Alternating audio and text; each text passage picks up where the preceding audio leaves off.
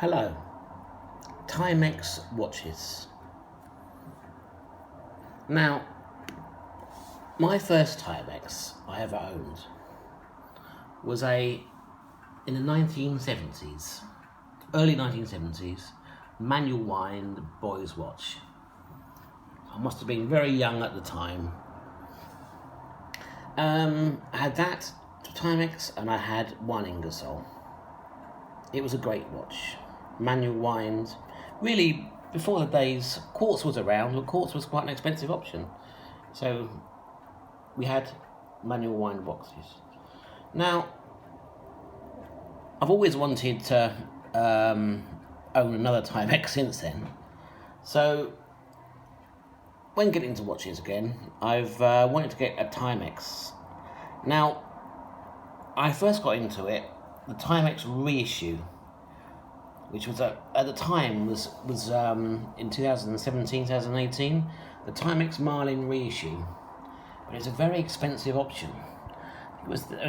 They're trading on eBay for £200, so I thought I would want to go for a nice vintage Timex Marlin. And this is what I ended up with. I would imagine it's a 1970s Timex Marlin, bought on eBay. Pretty nice Timex Marlin, gold case. I mean, timekeeping not that great, to be honest. Can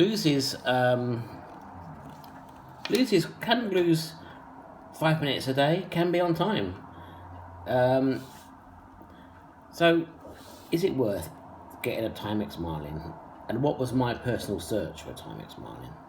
So this is a 1970s Timex Marlin. To wind it, it's very stiff. It does wind, it's very stiff. To move the hands,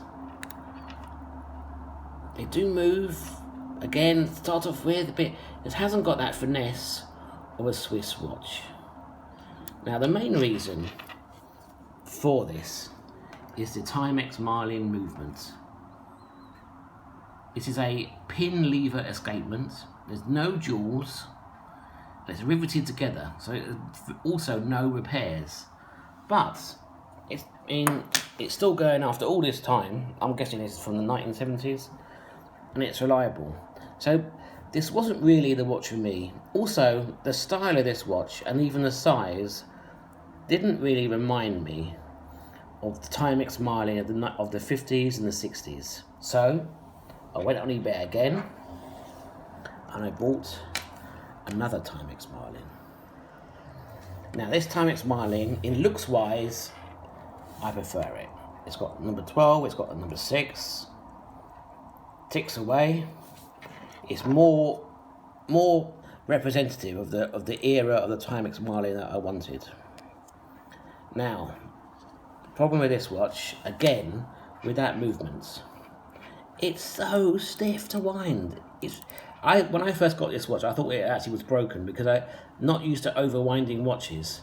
But to wind this, you've got to really, really, really wind it. It's very, very, very, very stiff. But it does actually still work, and it does keep better time than the first Marlin.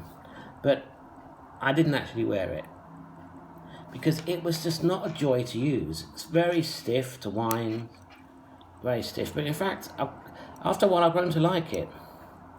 So again, I'm stuck with the same problem of not having a regular Timex Marlin to wear. And also, it didn't quite show me the aesthetic I was after. It wasn't. It looked like it is an old watch, and it looks like an old watch. So I saw this beautiful, round, very, very round case Timex Marlin quartz date with a falcon eye date. Now, this is not the movement. It is a minute jump. This means there's no second hand, and the minute hand, there we are, jumps like that every minute. It's a lovely, lovely watch. Very shiny, and so this for a long while was my main Timex Marlin. But then, what category does this fall into? Is it a dress watch? No. Is it an everyday watch? Yes. It can be a bit fragile, I notice. When you move it around a bit, sometimes very rarely, the timekeeper can go. So it's a watch that needs to be looked after. Also, for a dress watch, it doesn't quite work because it's silver.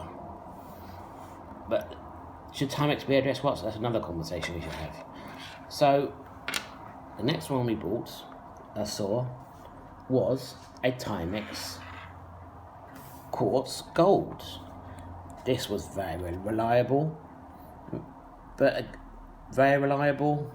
Falcon Eye date again, slightly bigger size,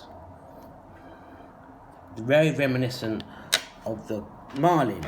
Also, very similar to the first one I bought. So I'm left with two watches, look pretty much identical. One being the original Timex Marlin movement, one being the quartz. So this was good, but again, not quite what I wanted again. So I bit the bullet and bought really what I should have bought in the first place. It is the Timex Marlin reissue. Which hasn't got the movement, the pin lever escapement movement. This has a brand new Seagull Russian movement. Now, this came on a black strap, which a lot of people suggest it could be a dress watch. And I left it on the black strap, and I didn't tend to wear it because it tended to be not too smart for everyday wear. So again, I had another Timex watch I didn't wear every day because I saw it was a dress watch. So I kept it on the black strap. So I was after another Timex watch. Enter the Timex Waterbury. Named after the initial name of the Timex company. This, and also with Interglow feature, which you can't quite see. Interglow feature. So these were my two main go-to Timexes. I wore this for a while. I found it to be a bit too chunky, a bit too big. Very different looks to this. Although it was a classic Timex, a modern classic, didn't quite do it for me also. So I changed the strap on this Timex to a vintage brown leather strap, and this now is my everyday Timex watch. Now, the problem is, I've got a total of six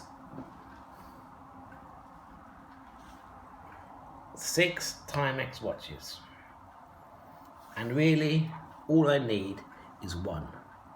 So my advice, if you're after a Timex watch, all of these work okay, all of them tick. Maybe there's some timing issues, accuracy issues with the original Marlins. The quartz ones are okay. Can be a bit of this was in the days when they showed off quartz. Quartz was a name. It's got quartz emblazoned on the watch, which may not be to everyone's taste. There's this one, which is a classic Timex Waterbury, but again, not quite to my taste. So, my advice, if you're after a Timex, go for the new Timex reissue. Not in the black dial, in this colourway. £150, you might get a second one for £120. Change the strap. Don't put it on that original black strap. Change it to a casual strap and wear it. So, this concludes my Timex journey.